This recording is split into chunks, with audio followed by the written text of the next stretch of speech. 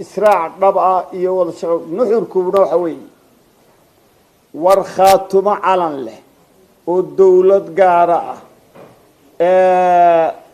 خاطر هل كان لغو بحيو Somaliland sidan ku socon karto oo ku dhaqmayso oo sidan ay dal ugu jirtana meesha lagu hayo sidee maamul wanaagsan oo Somaliland ah oo dawlad aynu u dhannahay u wada samaysanaa oo loo samaysta oo raali uga wadanahay haddaba muxuu yahay nuxurka guud ee heshiiskan iyo waxyaabaha laga filan karo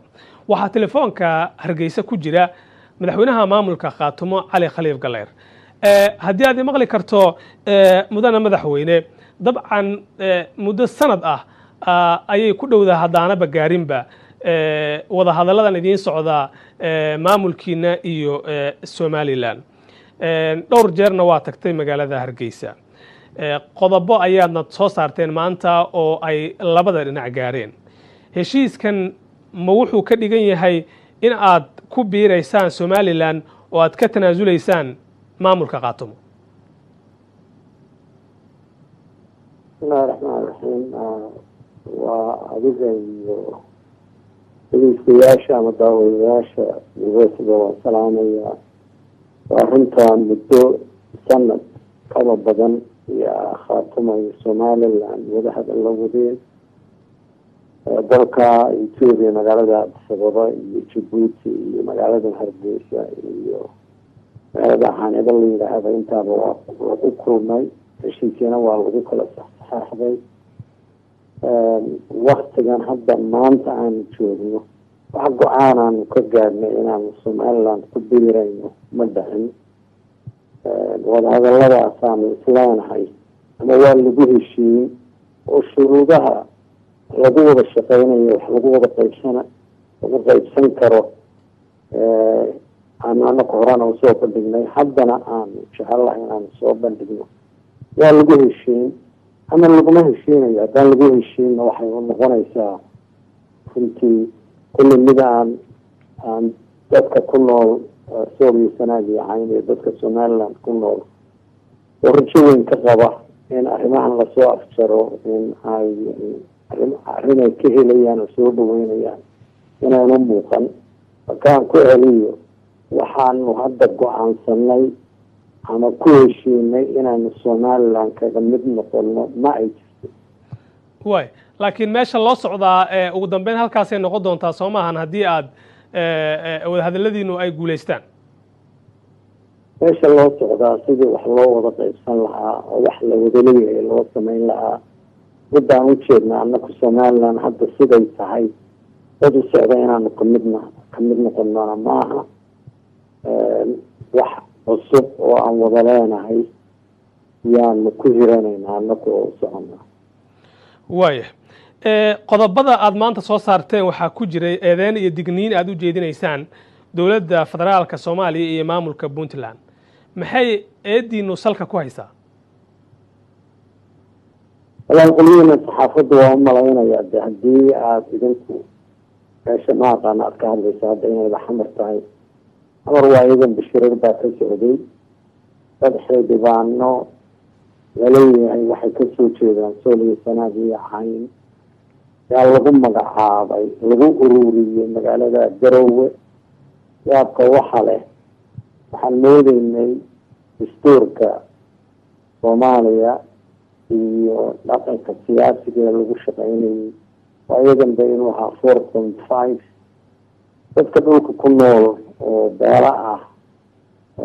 inay mid walba waxay xaq u leedahay iyadu ka tashato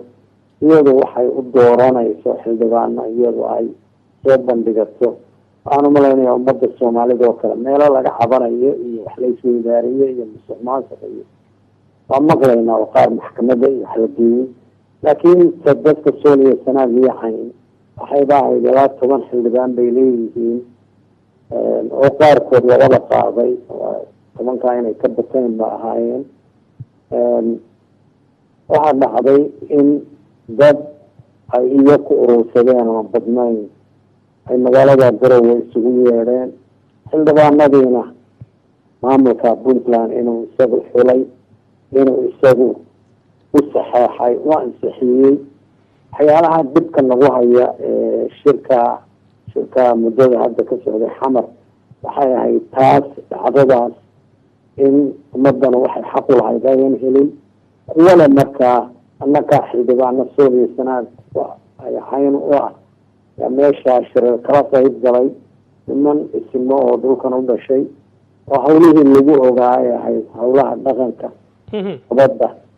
laakiin hadda uga gudbay hawlo siyaasadeed oo soomaali ah guud oo xamar eeda kale danaha khaatumaanu rabnaa alaayi xaal nimankaa iyo kuwa ahaan jiray khaatumaba meeshaasay isku ururiyeen iyakaa markaa leh waaba la wareegnay taladii dadka agaaba maamul u dhisnay waxaanu ku eedeynaynaa dawladda dhexe ee xamar joogta in ku filan oo dhib ah xamar bay taal koonfur bay taal waxaan jeclaan lahayn oo uga digaynaa inay arrimaha iyaga isku dayaan inay naga faramaroojiyaan oo iyaka iyo dada iyaku xusheen ay yidhaahaan annaka arrintaa leh garowana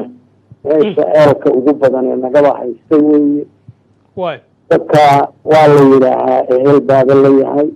waaba wadaagnaa xuduud dheer dadka labada dhinacba ku nool siday kala leeyihiin maaha marba meeshii uun dad raaxatay u badan yihiin oo meeshii roob ka daada wesh ka daada eediinu arrimahaasay sal ku haysaa waa ku fahmay waxaan la wada soconnaan ognahay in maamulka khaatumo laba garab uu u kala jabay buuhoodlana aad ku wada sugan tihiin awood ma u leedihiin inaad dhaqan gelisaan heshiis kasta oo aada la gashaan somalilan roobe wax maaragtay aan macno macnihiis ku dhisnayn in idinku hadda aada ka dhigtaan wax jira oo taraa laba garab baa jira war laba garaboo jiraa ma jiraan war nin madaxweyne ku-xigaha khaatumo ahaa iyo laba xildhibaan oo la joogay xamar iyo dhowr xildhibaan 3-4 aqaana tiradooda inayba ahayd yaa yimi magaalada buuhoodle iyagaa qulmadow isku soo xidhay haddaydan waxaan xogta u haynin oo wax dhaba ka hayn armaada idinka laftiina waajibkiina aydan gudanayn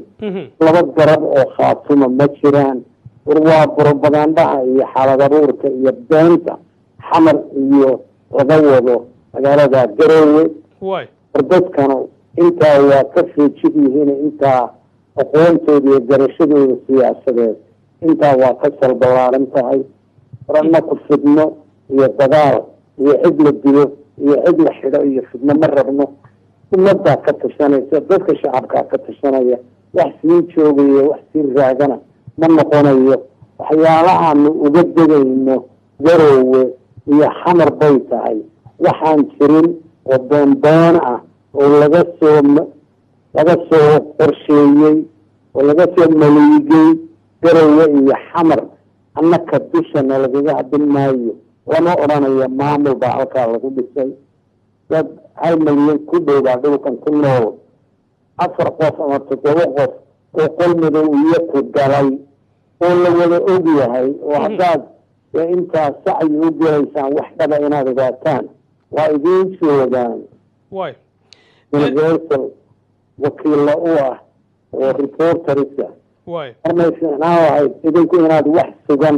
intaad su-aal noocaasay weydiin lahaydeen aad idinku xaqiiqada jirta aada ogaataan cali khaliif dad badan waxay ku arkaan in miisaankaaga siyaasadeed uu ka weyn yahay xaaladda aada maanta joogto taasi oo ah in dabcan marba eed aad jeediso marba magaalo tagto dadkii iyo bulshadii ku sugnayd buuhoodle iyo deegaanada khaatumana iyagii aada mooddo iyo siyaasiyiintoodaba inay laba u kala jaban yihiin ma dareensan tahay inay ahayd inaad xilligan joogto xaalad ka wanaagsan midda aada joogto marka aad dib u eegto taariikhdaada iyo doorkaaga siyaasadeed oo inaan xamar joogaa maya oo maya oo maya war dad baa dhulkan ku nool inay xuquuq yeeshaan xamar looga diiday yaa xamar iga kaxaysay xamarna meelaan anigu u arko dan dadka khaatumo ku nool intay ummadda soomaalida u tareen abaalkay ka sugayeen xamar waa ka waayeen iyo kan ka bidayaa waxaan xamarka dhexdeeda ka noqdo waxyaalo badanna waa ka soo noqday xamar prime minister baan ka ahaa wasiir baan ka ahaa xildhibaan baan ka ahaa intii burburka iyo ka horba xukunkii maxamed siyaad barre laakiin anigu waxaan ka doorbiday xamar inaan mansab ka qabto dadkanu xuquuqda ay leeyihiin wax saayida ma rabaan inay dadka soomaaliyeed la sinaadaan inaan taariikhdooda la tirtirin inaan waxay hadda ku nool yihiin waktiga kan inaan laga horjoogsan horumar iyo nabad iyo inay salka dhulka dhigaan in mustaqbal madow loo qorsheeyo taa weeye uga imi iyadaana mabsuud ku ahay u farxaansanahay inta aan u yeeli karo oo uga qayb geli karo halkankaa dadku ay wadaan inaan uga qayb galo ugu dambayntii maxaad ka aaminsan tahay dowladda dhexe ee soomaaliya iyo in la helo soomaaliya oo mar kale midnimadeeda dib u soo laabata dowladda hadda xamar ka joogta anigu faallaan ka bixinaya ma jirto ima khusayso mustaqbal soomaaliyeedna anigu cali ahaan uma arko inuu xamar laga soo aasaasi karo xamar hawlaha u yaallaa ka weyn inay yidhahaan soomaalaan ururinaynaa war dowladda anigu waxaan u arkaa wax badan oo gacanta ugu jiraan inuusan jirin ciidamo 30,000 iyo maaqaan waxay yihiin tiradaa laleeyahay amisom baa joogta dowladaha dariska ciidamadooda yaa meesha gacanta ku haya nabadeeda yaa etiinkeedaba gacanta ku haya ma filayo waa laga yaabaa inaan khaldanahay ma filayo xamar inayba wakti u helayso inay tiraho khaatimo iyo somaliland iyaanu raadinaynaa xoogna kuma raadin kartaba laba caqli iyo xikmad baa loo baahan yahay kamana muuqato hadda ilaa waktigii madaxweynihii hore sheekh shariif ilaa xasan sheekh maxamuud waa maqlaynay warar laleeyahay somaliland iyo xamar muqdisho wada hadlaya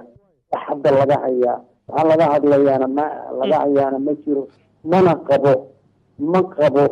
dadkan iyaka aayahooda ka talinaya waa dad soomaaliyeed hadday u muuqato dib u diyaara in dib loo wada abaabulo oo loo dhiso soomaaliya ma aha waraaq laga soo diray oo shirar international communityga loo tegey keenayaan dadkan in si dhaba loo kastado wax dhaba la tuso walaahawda laga baxo waaya aad buu mahadsanyahay kaasi wuxuu ahaa madaxweynaha maamulka khaatumo cali khaliif gallayr oo telefoonka hargeysa iigu warramay